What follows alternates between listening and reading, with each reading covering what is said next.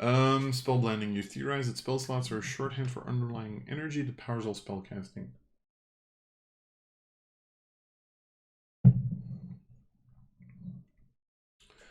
When you make your daily preparations, you can trade 2 spell slots of the same level for a bonus spell slot of up to 2 levels higher than the traded spell slots. So you can trade, like, let's say that you're level 5, you can trade 2 first levels for a 3rd level, for example. Or you can trade any spell slots for 2 additional cantrip.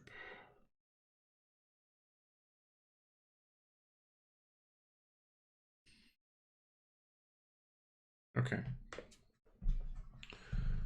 This seems cool, but I don't think I would pick it because I don't know enough about spells at the moment. Plus, seeing as I'm only going to level 5, I'd only be able to trade into first levels for a 3rd level, so I don't think this is going to be high value just yet. And then spell substitute. I think for like a level 20 character, if you can like trade into 7th level or... Well, can you have 2 7th level slots? Is that a thing? The table's here, right? Like how many... Yeah, see? Oh god, you can even go up to 10th level. God. So like, yeah, you can trade in 2 7th levels for a 9th level. And if 9th levels are as powerful, then like, if you go up to level 20, I think spell blending is possibly worth it. Especially because I think you can take the meta magic once base. And I don't know how good getting a fancy familiar is. Spell substitution, you don't accept the fact that once spells are prepared, they can't be changed until your next daily preparation. Spend 10 minutes to empty one of your prepared spell slots and prepare a different spell from your spellbook in its place. This is good, I'm gonna be honest. This is... Yeah. I like spell substitution as a feature. I think it's a really... This is a good feature. This is really good.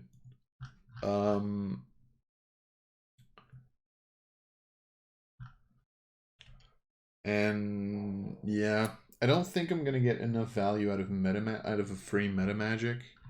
So I think I would go for spell substitution because it lets you be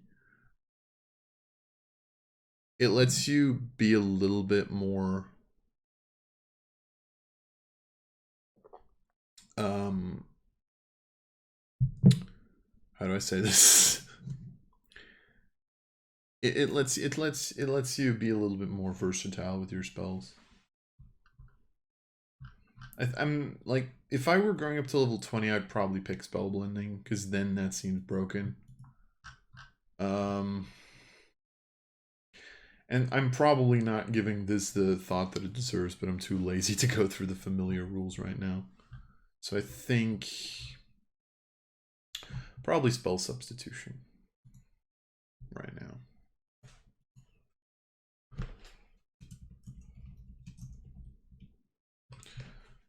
All right, and then we go to wizard feats. So at first level and every even number level thereafter, you get a wizard feat. Second level and every 2 levels thereafter, you get a skill feat. And then 3rd level, we get a general feat. 3rd level and every 2 levels, you get a skill increase to increase a proficiency rank to trained in 1 skill or trained to expert.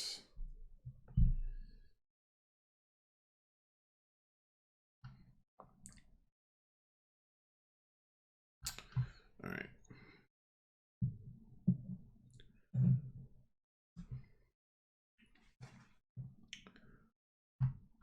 How many skill increases do you get? Just 1? Oh, in 5th level, you boost 4 different ability scores. Okay. Wait, does 4 different ability scores mean you can't pick intelligence twice? Because it says 4 different ability scores. Okay, and then we really just have to stop here. But apparently it's 7, then your spell DC and attack roll DC goes up and stuff. And then, yeah, so reflex becomes expert here. Alright. Cool. Arcane schools, okay. So what are we picking here? So pretty much this would...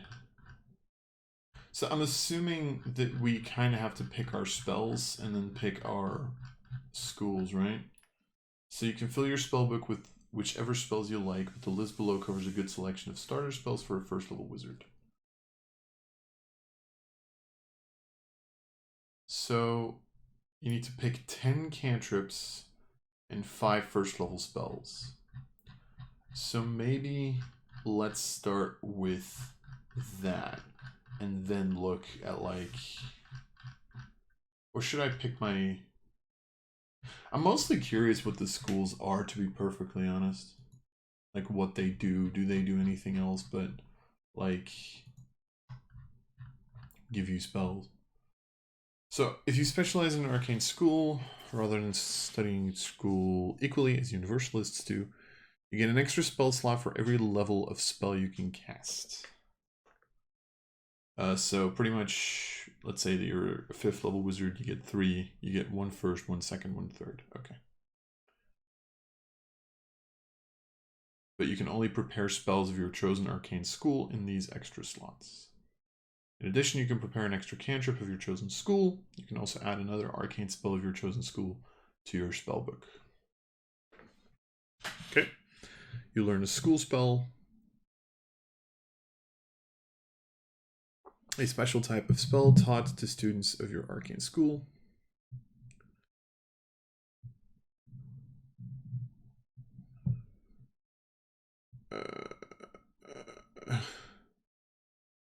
Wait, hold on. So you learn a school spell, a special type of spell taught to students of your arcane school. School spells are a type of focus spell. It costs 1 focus point to cast a focus spell, and you start with a focus pool of 1 focus point. You refill your focus pool during your daily preparations, and you can regain 1 focus point by spending 10 minutes using the refocus activity to study. Okay. Focus spells are automatically heightened to half your level rounded up. Okay. Focus spells don't require spell slots, nor can you cast them using spell slots. Certain feats can give you more focus spells and increase the size of your focus pool. Though your focus pool can never hold more than 3 focus points. Okay. So you start out with a focus pool of 1 point automatically, right?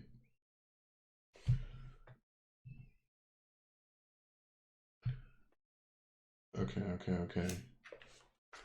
And then I'm assuming you can get there. So I get, okay, cool.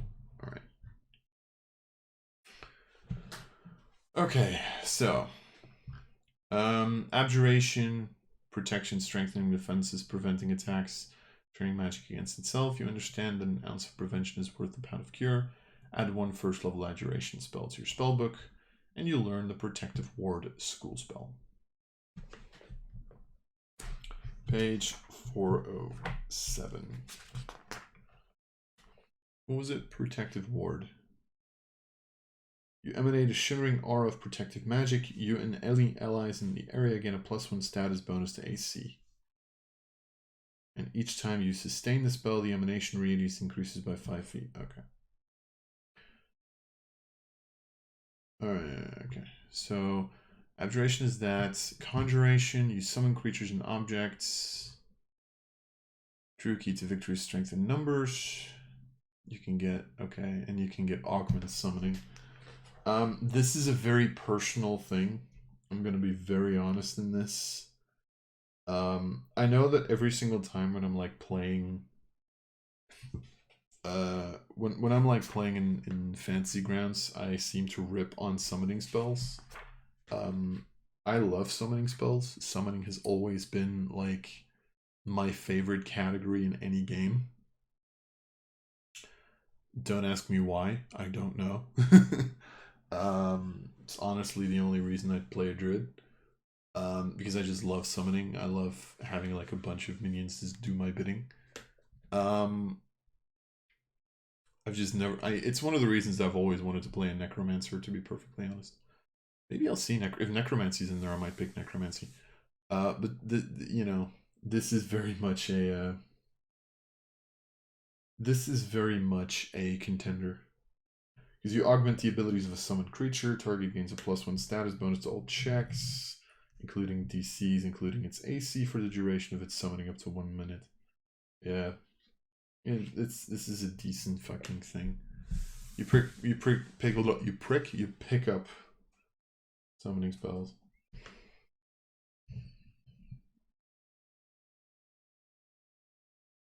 It's just too bad that like augment summoning doesn't get additional effects based on your level or something. It doesn't seem to improve like higher level or whatever. There are a lot of these. Oh no, there's a couple of spells that are like heightened. Okay. Anyway, divination, master remote viewing, impressions, pre-signs, learning information that can transform investigations. Yeah, you can learn True Strike, which is a first level spell here, which is hilarious. Diviner Sights. Alright, you glimpse to the target's future. Roll a d20 when the target attempts a non-secret saving throw or skill check. You can use the number you rolled instead of rolling and the spell ends. Right. Right.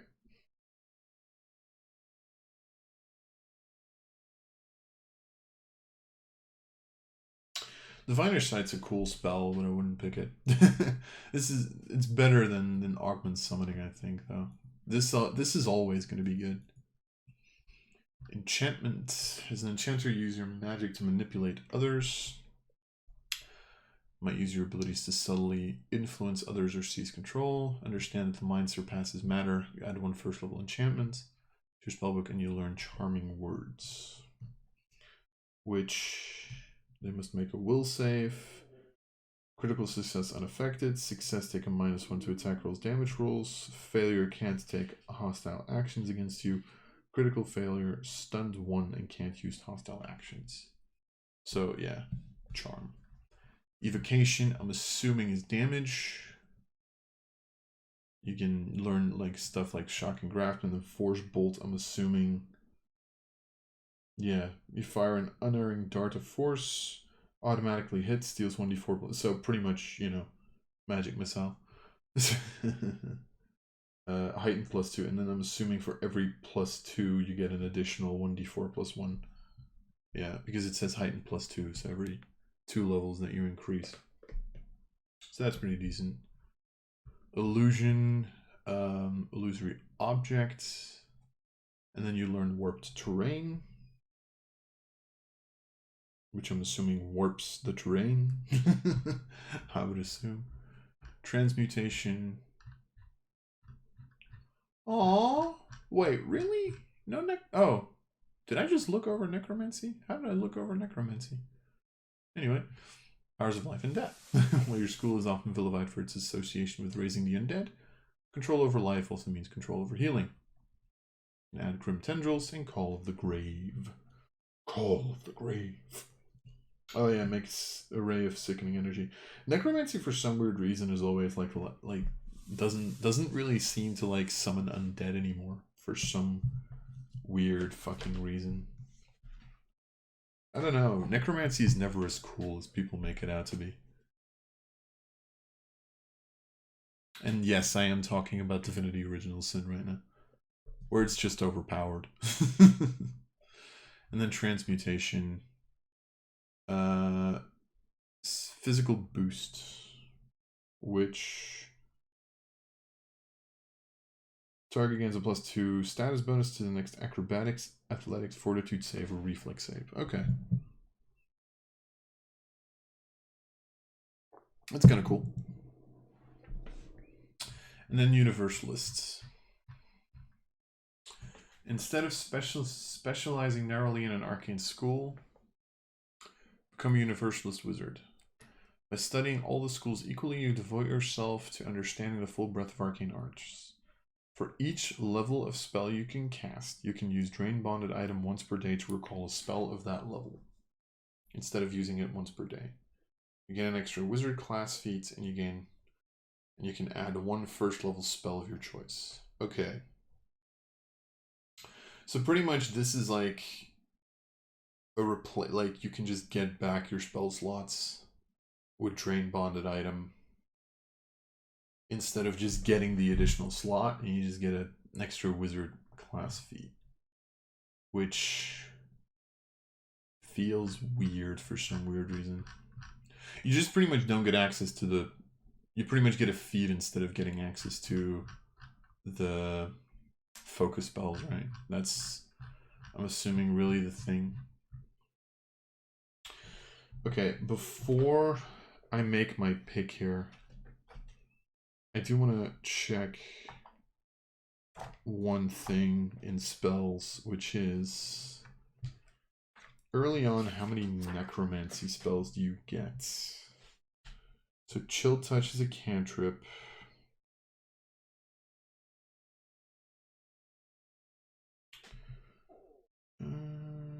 Goblin Pox, infect a creature.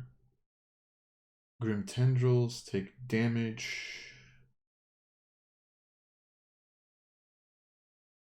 Sap a creature's strength. Damage a creature in Spider Venomate. I don't know, it's mostly just about like Gentle Repose. See, like that's the issue, right? Like you don't really necessarily get to summon the undead. I feel like bind and take control of a mindless undead. Yay. Make a target blind. So like it's not that I think that it's bad necessarily, it's just it's not what I want. Like I want, so I think at that point I just pick Conjuration. Is what does Conjuration get? Tanglefoot, Conjure, which is kind of funny. Conjure a vine to entangle a creature. I don't think you pick Evocation here ever. I don't know why. I don't know. Air Bubble. React to create air for a creature to breathe.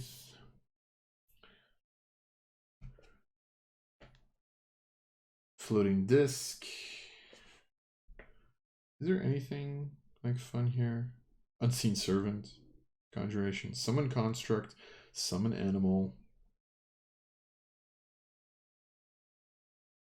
It's already 2 summoning spells. Does the second level have any? Summon Elemental. Fuck yes. God, yeah, I think I'm just turning this into a fucking... I'm just turning this into a summoner. Fuck that. Here, Conjure.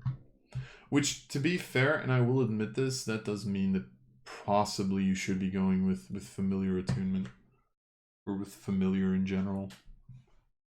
Familiar might be a lot better at that point. Yeah.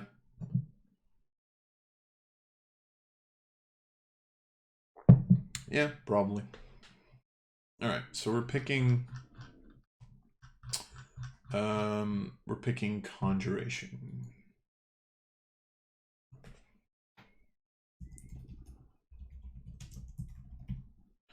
Alright.